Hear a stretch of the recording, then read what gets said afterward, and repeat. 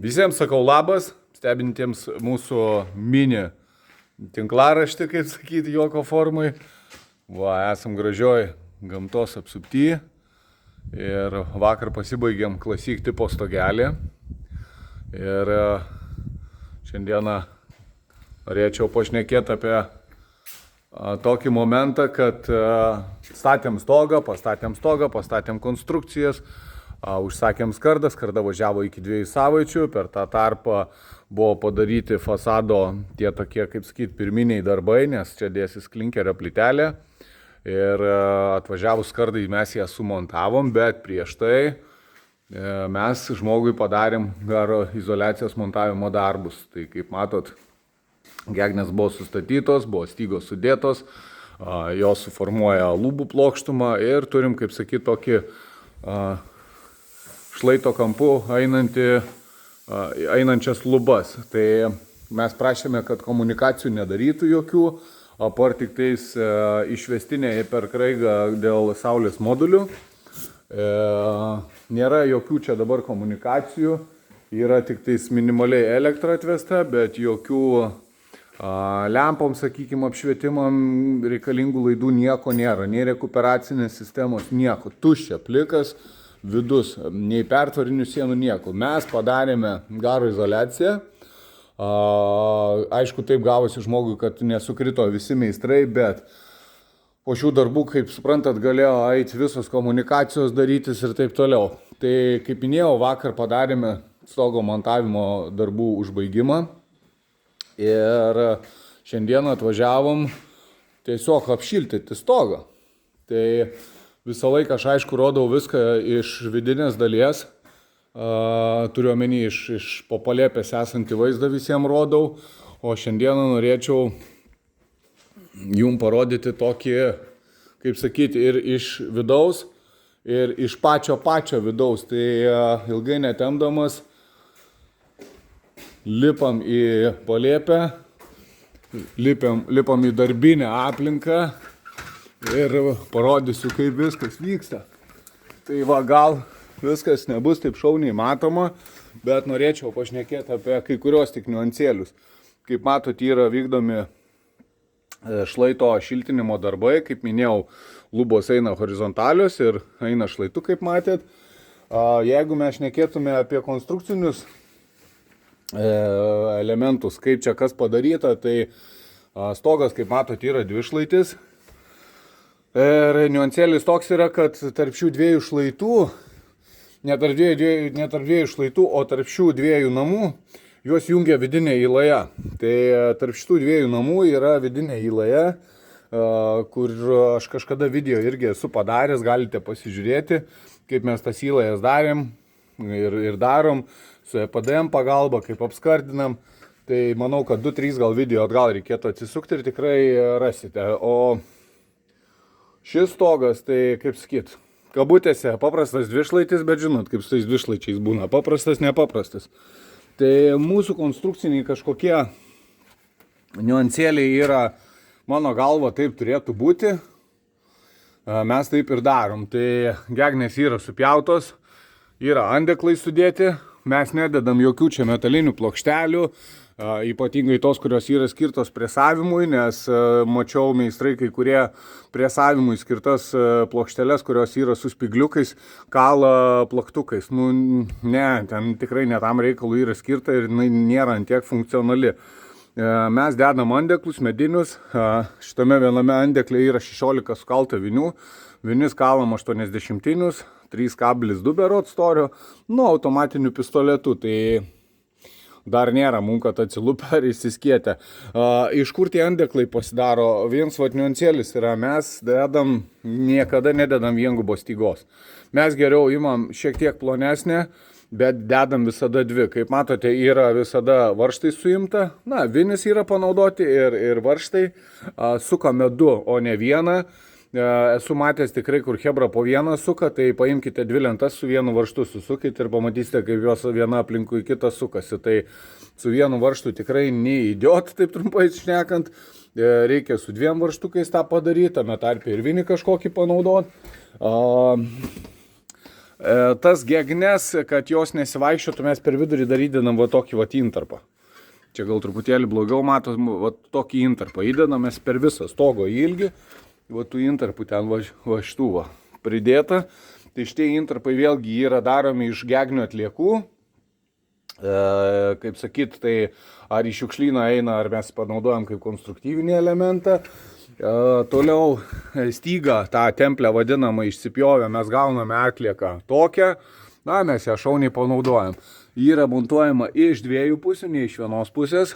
Taip padaryta kaip ir stygos, taip ir čia. Toliau, kryžminimo darbai. Horizontalę plokštumą darėm tik tais vieną kryžminimą 5 cm. Todėl, kad mes galim termoizoliacinį sluoksnį aukščiau kelti. Kaip matote, yra lazeris nustatytas ir matote, kiek bus pakelta vata. Tai čia yra maždaug apie 15-20 cm nuo templių plokštumos. Dar pakils vata. Kas liečia šlaito pačio konstrukciją, tai čia jau yra dvigubas darytas kryžminimas. Todėl, kad gegniai yra 3,25, tai mes išsistorinom, padarėm, kad būtų termoizoliacinis 3,5.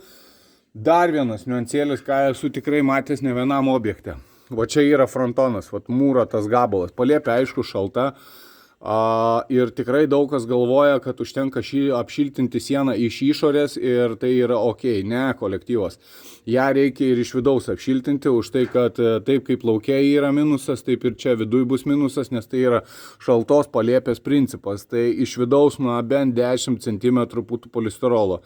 Be abejo, reikėtų ir frontono viršų apšildyti, nes irgi jisai gali peršalti ir tai yra minimali investicija, bet tikrai efektas bus neblogas. O kaip sakyt, jeigu ir neperšalinės, tikrai užsidedam saugiklį su minimaliom išlaidom. Toliau, vatos putimas, tai kaip matot, pirmiausia, aš padariau šitą pusę, suvariau vatą į šlaitus ir ką norėjau pasakyti, kad į šlaitus varydamas vatą, pūsdamas, aš ją truputėlį padarau tankesnė. Jos tankis yra šiek tiek didesnis negu pučiant vatą bus va šitoj vat plokštumoje, kadangi tai yra šlaitas, tai yra kampas, tai bet kokia vata jinai turi kažkokį sukritimą. Jeigu mes kalbam apie pučiamą vatą ir mes kalbam apie putimą laisvuoju būdu, tai jinai pats gamintojas net deklaruoja, kad iki 10% pučia, tai vat kas pučiat norit 40 gryno, tai pūskite atitinkamus skaičius, nepūskite 40 ir nesitikėkit, kad ir liks 40. Reikia truputėlį užsimesti, nes pati vata jinai krenta iš savo svorio ir žemės trauka veikia, kaip sakyt. Tai, kad nebūtų to sukritimo šlaite, aš ją truputėlį patrambuoju. Tai tas trambavimas, neįsivaizduokit, kad suspausta jinai yra, nes spaust vatos negalima, todėl, kad ne pati vata yra termoizoliacija, o izoliuotas oras joje. Tai jeigu mes ją suspausim, sutrambuosim iki akmens kietumo, tai nelabai kažkas ten ir gero įvyks. Tai mes protingai ją patrambuojam, o visą šitą plokštumą mes turime lazerį, kaip matot, nusistatę. Ir mes palei tą lazerį supūsime. Aš dažniausiai čia yra nustatyta KEM 5, tai aš KEM 7 kokius pučiu, tikrai ne dėl tų CEMO 2 aš čia nesimėtau. Toliau, pati plokštuma, kai ateina vatos, šitoje vietoje aš irgi užkeliu tą kampą, ta prasme tą vatą, va taip užkeliam, kad tikrai būtų sienos lubų kampas, kaip sakyt, 100%. Tai va, daugiau ką, plėvelė standartiškai turbūt jau Knaufo LDS 40, nes tikrai pasitvirtinęs produktas, neskau, kad nėra rinkoje analogų, tikrai yra. Toliau ką, putų polistirolas, kaip matot, yra iškištas, mūsų termoizoliacinė medžiaga susijungia su juo, toje vietoje yra murlotas tikrai gerai apšildomas. Dar atsiminiau. Darydami tokio tipo palėpės, atsiminkite, kad šitose vietose turi būti tiek vienam gale, tiek kitam gale skylė, vadinkim. 120-150 fasadė, tai bus tik grotelės, bet turi tiek tam trikampyje, tiek už manęs esančiame būti skylės. Tai užsakovas yra informuotas ir kai įdės klinkerį, tiesiog išgręš skylę, įdės groteles gražiai ant klinkerio, nes šita palėpė irgi turi ventiliuotis. Jinai negali būti aklinai taip uždaryta, kad nebūtų šutimo procesas. Galime sakyti, kad difuzinę plėvelę išdifuzins iškvėpuos, bet difuzinė plėvelė irgi turi, kaip sakyti, ribą, kada jinai nustoja dirbti kaip difuzinė plėvelė. Turiu omeny, kada temperatūra žema, jau jinai nustoja atlikinėti tos difuzinės plėvelės funkciją. Tai kad drėgmės nesikauptų, tai tikrai reikia, kad jinai ventiliuotųsi, tai būtinai atkreipiam dėmesį ir pasidarom šitas groteles. Aišku, galima ir ventiliacinį kaminėlį įdėti, bet kaminėlis įdėtas ant stogo plokštumos yra tik tais oro išėjimas, o reikia, kad, kaip sakyti, ir patektų oras. Tai kada mes turim abiejuose galuose tiek čia skylę, tiek kitam frontone, oras tikrai cirkuliuoja, nes, tiesiog išvengti šutimo kažkokiu procesu.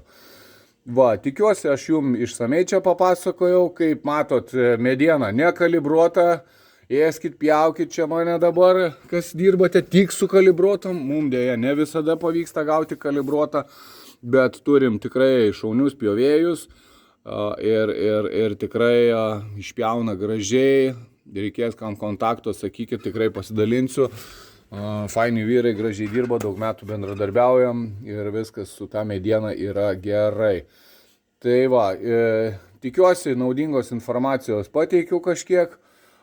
Žinau ir gaunu daug komentarų, kad per mažai video keliu, blemba, kelkit, darykit, jo, hebra, žinokit, bet tiesiog mes esam gal daugiau dirbantis negu čia, žinot, influencinantis žmonės, tai ne visada, kaip skitų video tikrai daug turiu, bet nežinau, dėl ko nekeliu, bet tikrai gaunu daug pastabų ir komentarų, kad, ta prasme, meskit video. Tai pasistengsiu tą padaryti.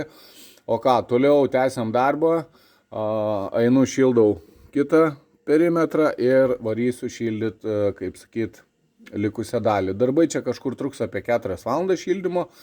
Tai yra greitas, efektyvus ir be atliekų